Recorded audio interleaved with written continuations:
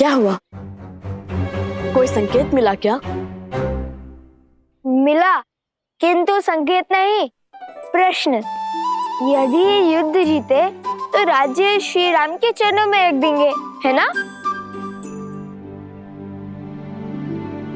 हाँ, किंतु इतना कठिन कार्य हम करेंगे कैसे? राज्य में बसे घर, वन, उपवन, नदियाँ, गौशालाएं सब उठाकर कैसे धरेंगे श्री राम के आगे? चलिए, मान लीजिए हमने हनुमान जी की बातें राज्य को अपने कंधों पर उठा भी लिया, तो भी लेकर कैसे जाएंगे? और मान लो जैसे तैसे ले ही गए, तो क्या इस राज्य को अयोध्या के ऊपर ही रख देंगे क्या? ये प्रश्न भी श्री राम के लिए बचा के रखूं। हाँ, यही उचित रहेगा। कह देंगे कि हम तो प्रण से बंधे हैं, हम तो राज्य ले आए। अब आप बताइए, आपके चरणों को राज्य पे रखे या राज्य को आपके चरणों पे रखे? तुम क्या सच में इतने मूर्ख हो? नहीं, पर भूख से ध्यान भटकाने के लिए बात ही बना ली।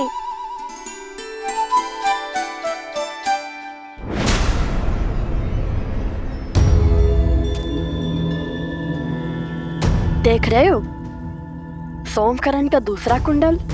अवश्य ही उसने हमें मार्ग दिखाने के लिए फेंका है।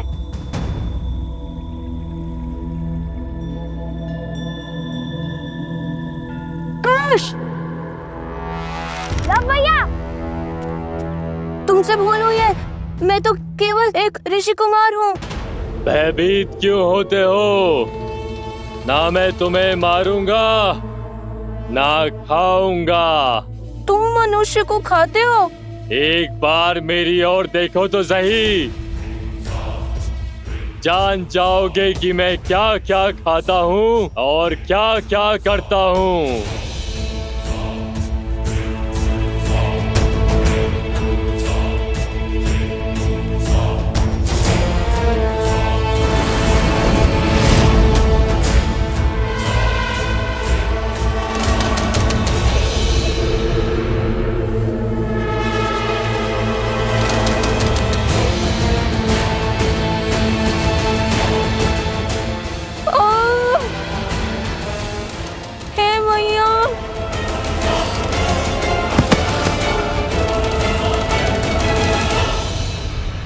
महाराज, सहस्त्रमुख रावण को सूचित किया,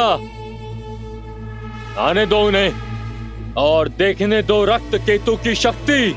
जो कार्य तुम्हारा मूर्ख मकरासुर नहीं कर पाया वो मैं करूंगा। लवकुश को अब तक इसके कुंडल मिल गए होंगे, शीघ्र वो यहाँ आएंगे और इस मायावी गुफा में लुप्त हो जाएंगे।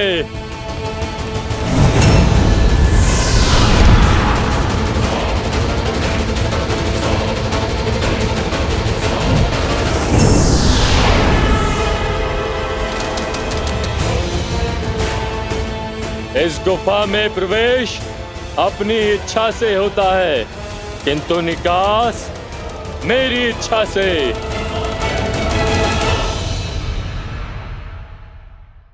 लो भैया, लो। इतना क्यों चिल्लाते हो? ये देखो, ये तो सोमकर्ण का वस्त्र है। हम उचित मार्ग पर हैं। चलो। ओम पूर्णमस्य पूर्णमादाय पूर्णमेवावशिष्यते।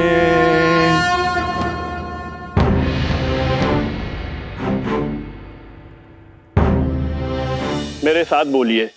आदरणीय पूर्वजों, आदरणीय पूर्वजों, पंचद्रव्य की यह अंतिम आहुति स्वीकार कीजिए।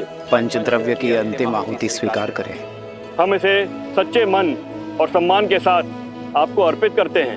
मैं इसे सच्चे मन और सम्मान के साथ आपको अर्पित करता हूँ। इसे ग्रहण करें। इसे ग्रहण करें। पितृ इस दुविधा में कैसे सहायक होंगे?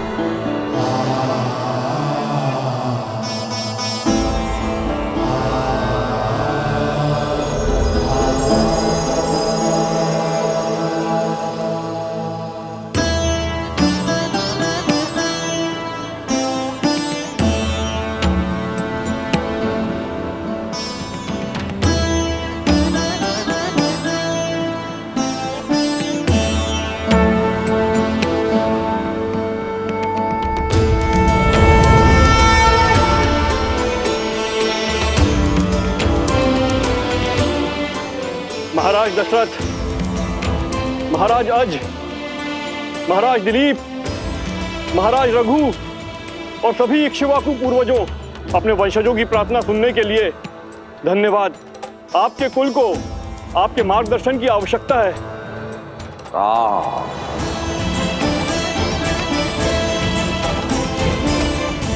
मेरे पुत्र,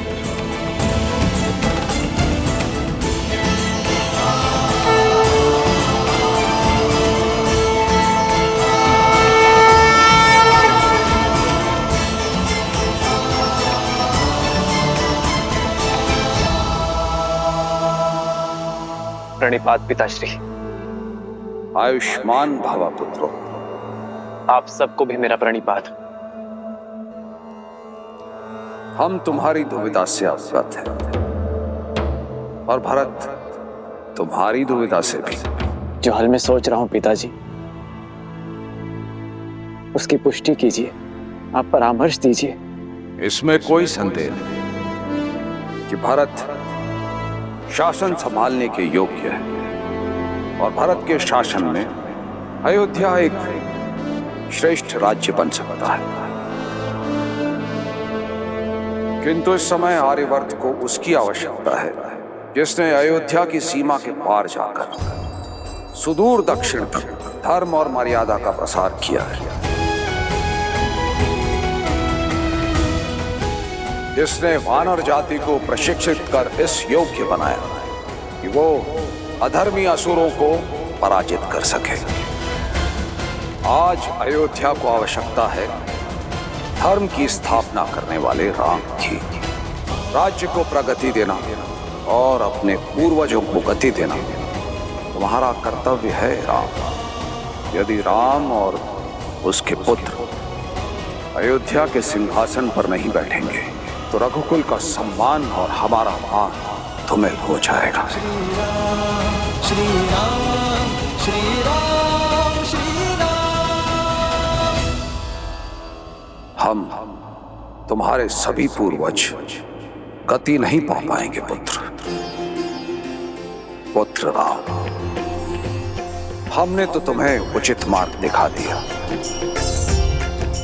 अब उस पर चलना ना चलना तुम्हारा चयन है। मंगल भवन मंगल हारी, द्रवहु सुदस आयुष्मान भव पुत्रो। वज्र बिहारी। धर्म की जय हो, सूर्य वंश की जय हो।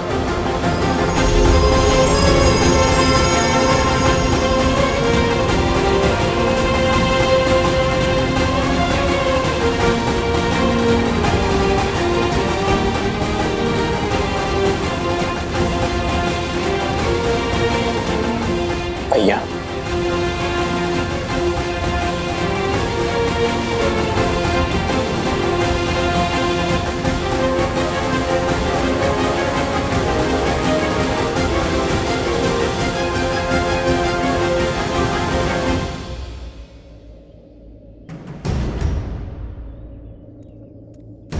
यहाँ तक तो ले आया सोम, फिर आगे क्या फेंका होगा? धोती और फिर कॉपिन। क्या कह रहे हो? बाद में अगर धोती मिली तो उसे लौटा देंगे। कुश, चलो।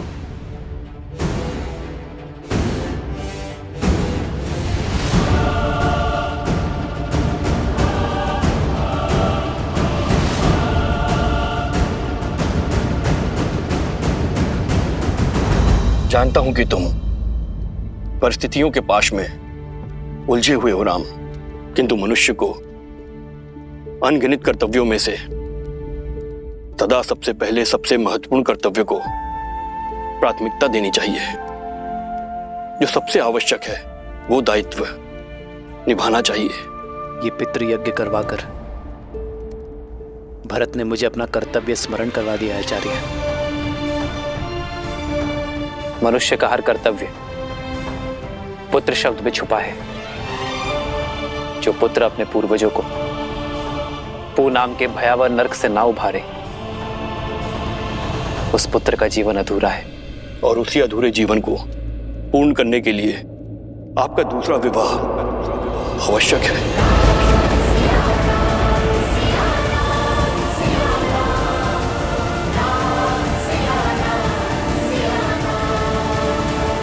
यदि आपने अयोध्या के सिंहासन का त्याग किया तो प्रजा और पूर्वज दोनों के हृदय को दुख पहुंचेगा। मेरे कथन पर विचार करना राम।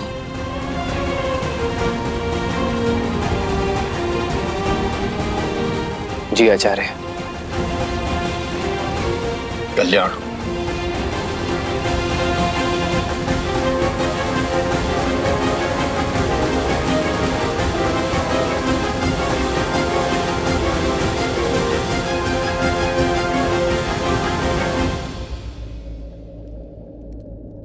प्रभु, संसार को उभारने वाले प्रभु श्री राम आज स्वयं किस धर्म संकट में फंस गए हैं?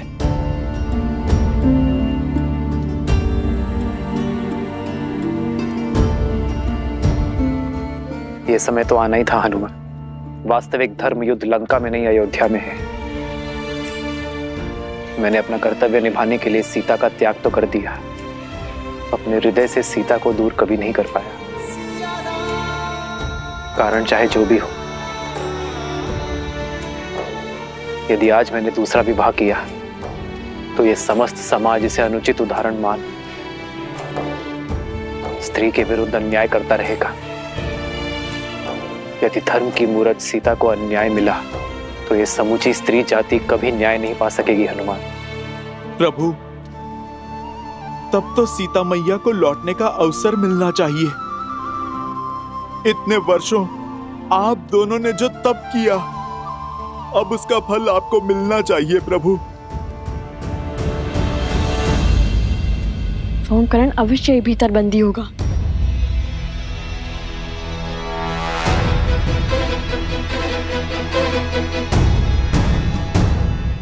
प्रभु,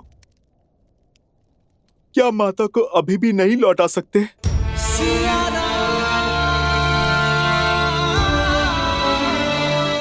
अभी भी असुर और असुरी सोच जीवित है हनुमान। अधर्म को जड़ से निकालने में अब भी समय है। हमारी छोटी सी भूल लोक अपवाद की चिंगारी को भड़का सकती है।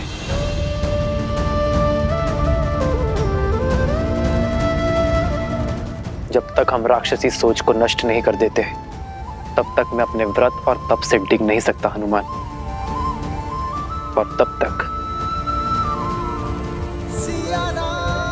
मेरी सीता और संतान अयोध्या नहीं लौट सकते।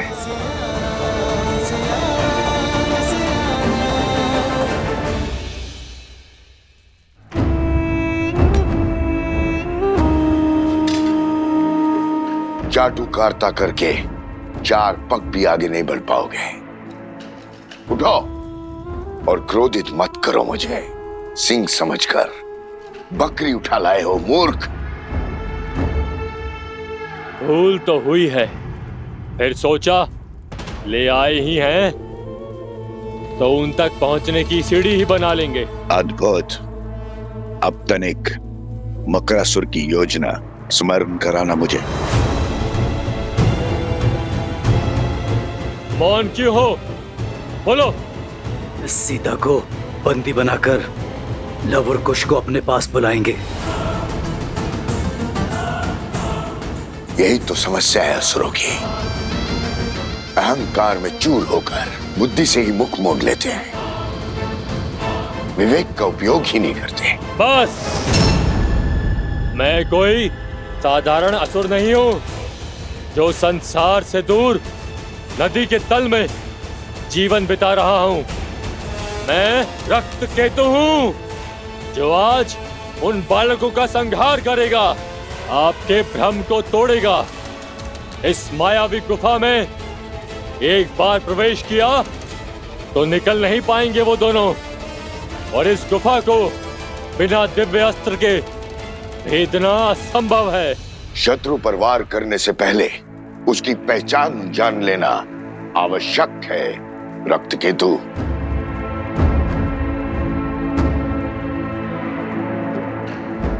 उठने का समय आ गया बालक, उठ जाओ।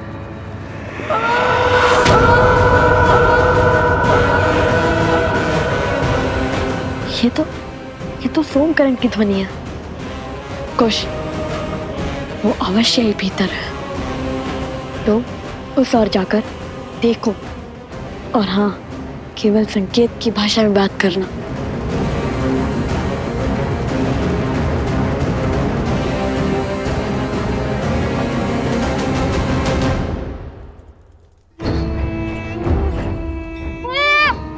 जीवित रहने की इच्छा है तो सुनो, तुम्हारे वो दो मित्र हैं, लव और कुश। तुम जानते हो वो दोनों कौन हैं? वो वन देवी के पुत्र। और ये वन देवी कौन है? लव कुश की माता। केवल लव कुश की माता नहीं, मूर्ख बालक, श्री राम की अर्धांगिनी, अयोध्या की महारानी है वो। सीता है वो, सीता।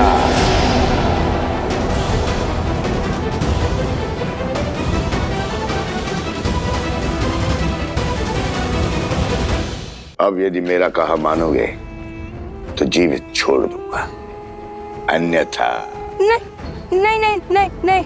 तो जो कहूंगा वो करोगे ना? हाँ हाँ हाँ। उत्तम। तो सुनो, लव और कुश को मिथिला ले जाओ, और जब मैं वहां कहूं तो सारे समाज, सारी प्रजा के सामने, सारी मिथिला के सामने कहना कि वन देवी ही सीता है। मेरे आदेश पर ये सत्य संसार के सामने प्रकट करना, अन्यथा तुम्हारा मस्तिष्क विस्फोट से शत विशत होकर बिखर जाएगा। ऐसे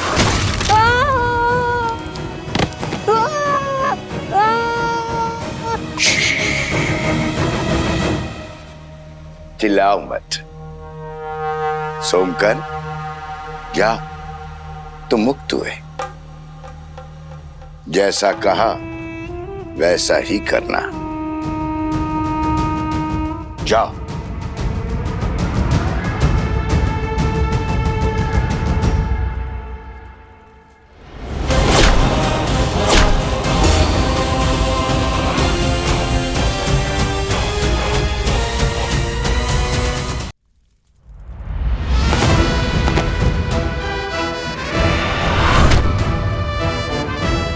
चिंतित मत हो सोमकरण, हम आ गए हैं।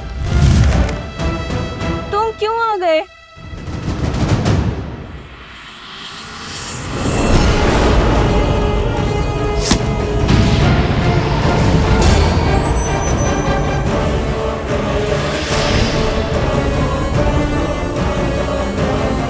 मेरी गुफा को भेद दिया, ये कैसे संभव है? जो धर्म के मार्ग पर चलते हैं, धर्म स्वयं उनकी सहायता करता है। तुम्हारे इस मायावी गुफा को भेदने के लिए महाराज जनक सहायता दे चुके हैं, और ये उनके दिव्य तुनीर से निकला हुआ दिव्यास्त्र है।